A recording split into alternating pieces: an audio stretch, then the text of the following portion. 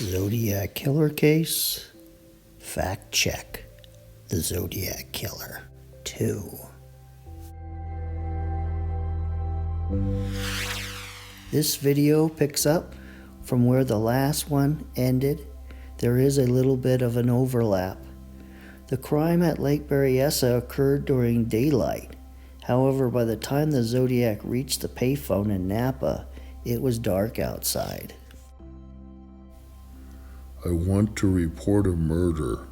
No, a double murder. They are 2 miles north of park headquarters. They were in a white Volkswagen Carmagia. I'm the one that did it.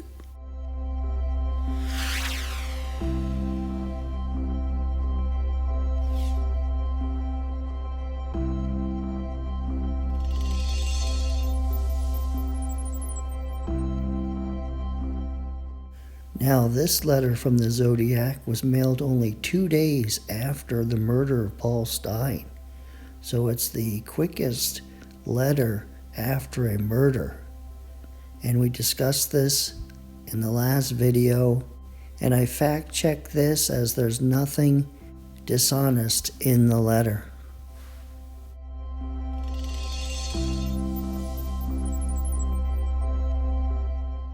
This is the Zodiac speaking.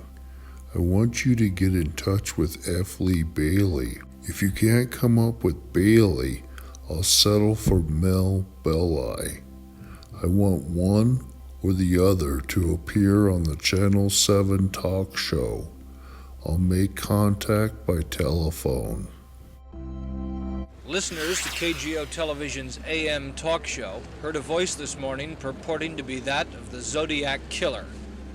The man phoned the show after advising police last night that he would, and would want to talk with attorneys Melvin Belli or F. Lee Bailey. Belli showed up and listened, while a man, who said to call him Sam, asked, "What will they do with me? I don't want to go to the gas chamber." He complained of headaches and he groaned as if in pain. The attorney and show host Jim Dunbar made a date to meet the caller later in the morning at an undisclosed location. Talk to us. Just tell us what's going on inside you right now, Sam, please. I have headaches. Right. How long have you had those headaches, Sam? In a long time? Since I killed a kid. Well, was it before December that you had the headaches? Yes. Were you in service that you might have had an injury in service? Did you ever fall out of a tree or downstairs? Were you ever unconscious? I don't know. You don't remember. Does aspirin do you any good? No. Doesn't do any good. Belli, Dunbar, and the chief of inspectors went to meet the caller south of San Francisco. They waited 45 minutes with no contact, and the police came back with this report. Nothing came of that. We went out to the location where the meet was to have been. Mr. Belli was out there, Mr. Dunbar was out there, and nobody appeared. Can you tell us where that was? That was in the, a little out of San Francisco, in the outer end of the Mission District. Host Jim Dunbar had as his guest today famed San Francisco attorney Melvin Belli. Together, the two men heard 13 calls from a man who said that he was the Zodiac Killer and who wanted to be called Sam. We were told that he would meet us at the St. Vincent de Paul Society loft on Mission Street in Daly City, but no show. We waited about, I guess, over an hour, and no evidence that he was there. And so, yeah. Jim, why do you think this man called you on the show this morning, used this particular vehicle to try to make his announcement?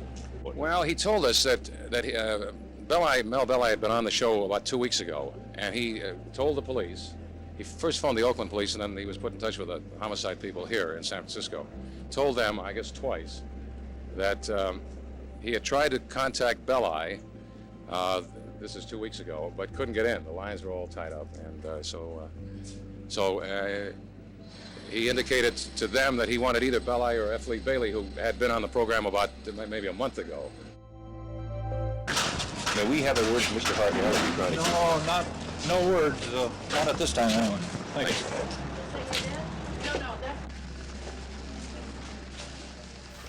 Brian Hartnell and 2 others listened to the tape of the Zodiac speaking to see if he thought it was the same man that stabbed Cecilia and him at Lake Berryessa.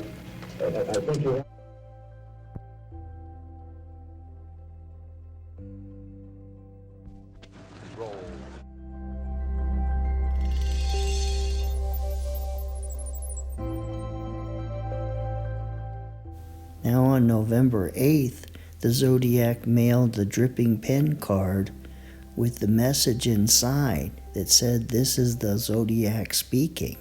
And at the bottom there it lists August as one of the dates of one of the murders and 7 instead of 5.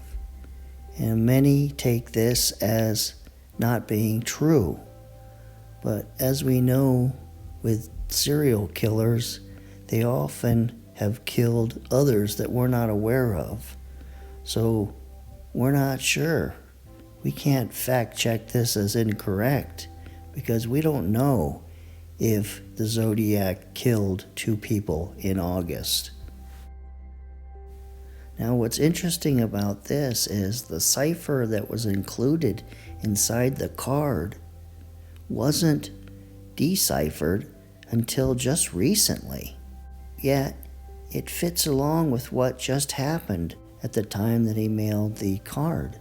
It states, "That wasn't me on the TV show, and I am not afraid of the gas chamber," because the caller said that he was scared of the gas chamber and was having headaches. So again, fact-checking this, the Zodiac seems to be telling the truth. And there's no proof that this is dishonest.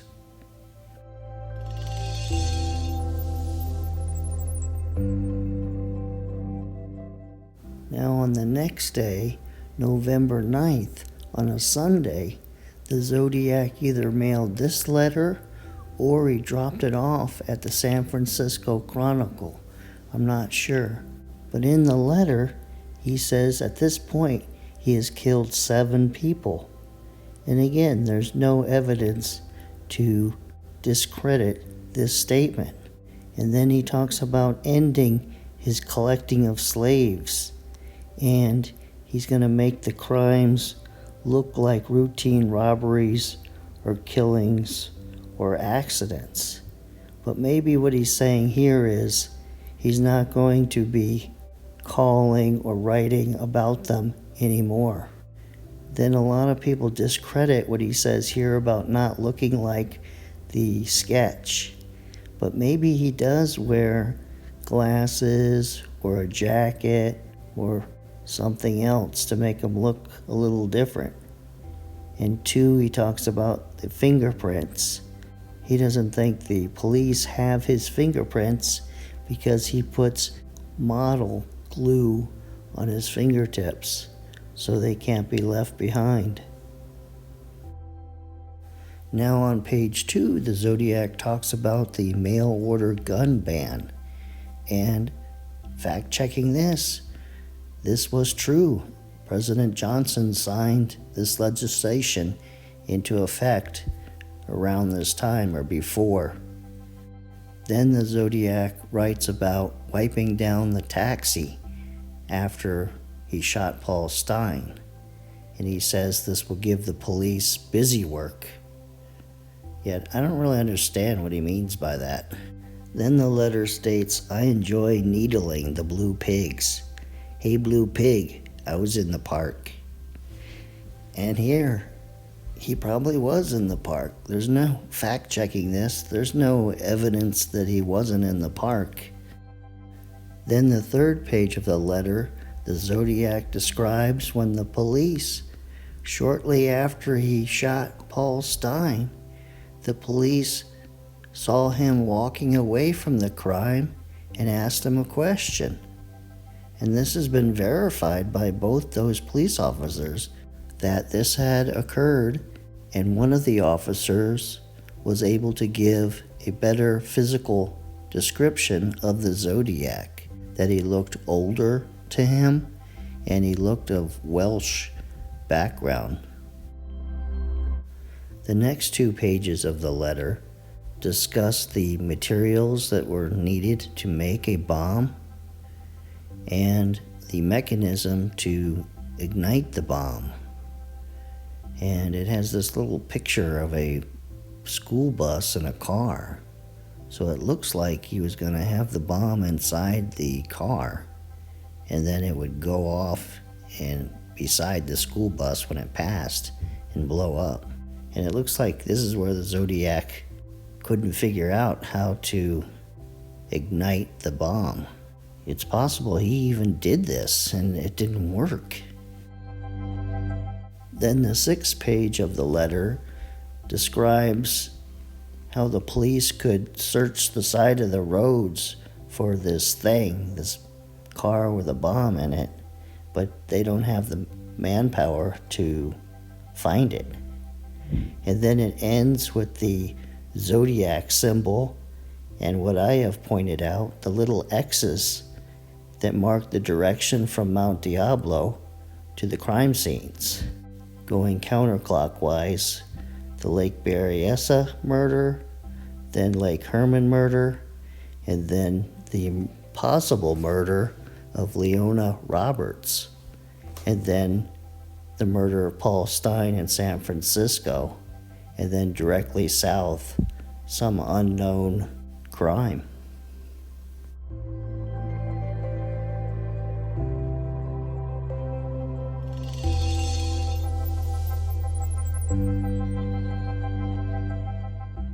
On December 20th, the Zodiac mailed a letter to Melvin Belli, but he didn't get a chance to read it because he was on vacation for several days.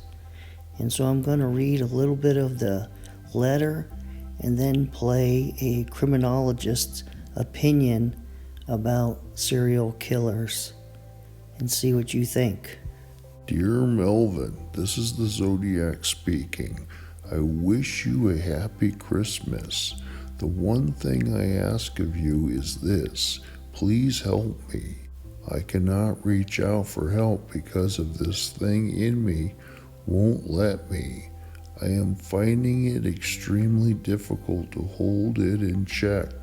I am afraid I will lose control again and take my 9th and possibly 10th victim. Please help me. I am drowning.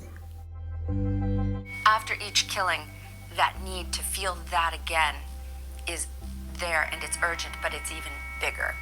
We see this with so many serial killers. With each one, they have to come up with some new angle to make it more violent, more horrific, more hands-on, more personal, make the victim younger, make the victim beg.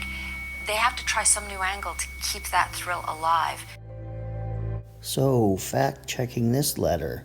First, the heart of the matter of the letter is the Zodiac being serious, that he can't control himself. It's like an addiction, that he just has to go out there and kill another person. Or is he just making this up to tease the police, the newspaper, and Melvin Belli? And then second, he says the 9th victim and 10th.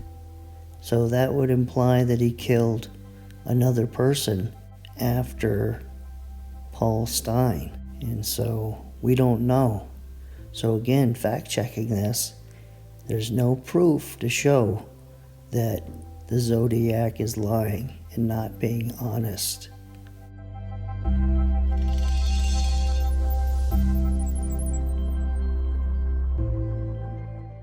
So I'm going to end this video on this "My name is" cipher and leave it up to you.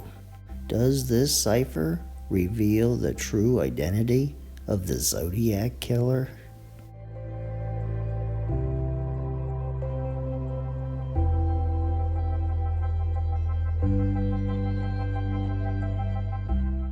Well, this ends this episode of Unsolved. In the next Zodiac Killer case, I might pick up where I left off in this video here. So I'll see you next weekend.